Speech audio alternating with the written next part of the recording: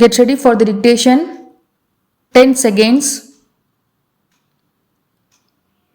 5 seconds. Start. Friends, for 7 days we have been in this pleasant city. We have met here because of a strong urge among the people of Asia and Africa. We have met because mighty forces are at work in these continents, moving millions of people, creating in their minds urges and desires for a change in their condition. So we met, and what have we achieved? Well, you have seen the draft statement which have been read to you. I think it represents a considerable achievement, but I should like to draw your attention even more to the importance of the fact that we have met together, seen and made friends with one another, and argued with one another to find a solution for our common problems. My friend referred to our diversities of opinion as differences, and we argued with one another these 7 days because we wanted to arrive at a common opinion and common outlook. Obviously, the world looks different according to the angle from which you look at it. If you are sitting in the far east of Asia, you have a certain perspective of the world and world's problems. If you are sitting in the far west of Asia, you have a different perspective. Again, if you are in Africa, it will be quite different. We all came with our own perspectives, each considering his own problem the most important in the world.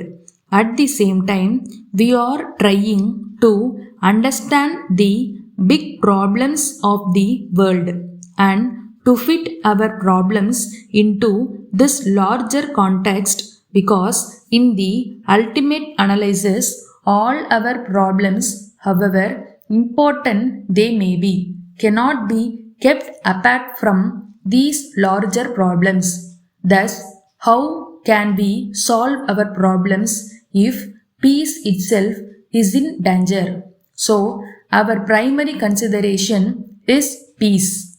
All of us are eager to advance our countries peacefully. We have been backward. We have been left behind in the race, and now we have a chance again to make good.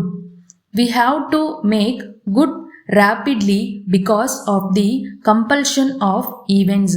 If we do not make good now, we shall fade away, not to rise again for the long time to come.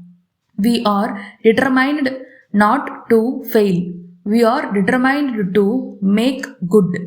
We are determined not to be dominated in any way by any other country or continent.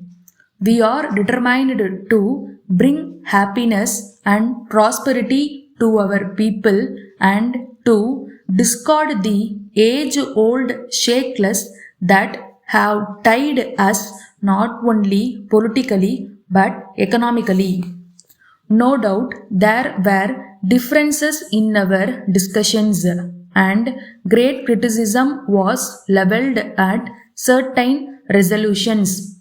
We had to meet such criticism because we wanted to achieve a common goal. But it is not today. Resolutions that will solve the problems that face us today. Only our practices and actions will bring success to our aims and ideals.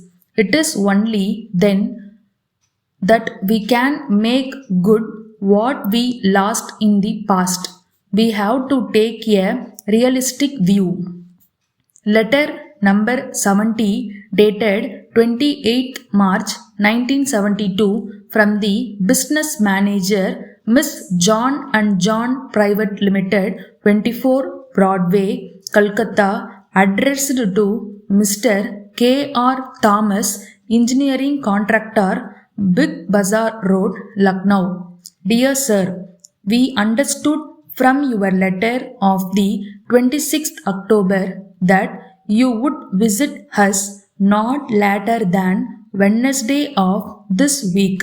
You said in your letter that if we do not hear from you again, we may assume that you shall be at our office between 10 a.m. and 12, when you will explain our movements during the last 6 weeks. Further, you were confident that your explanation will give us entire satisfaction.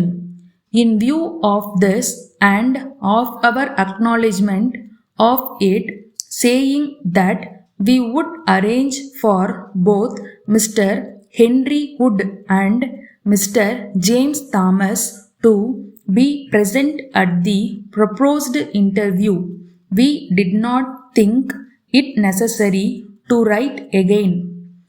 Your latest action does not, however, enable us to take a more conciliatory view of your unbusiness-like behavior during the recent week.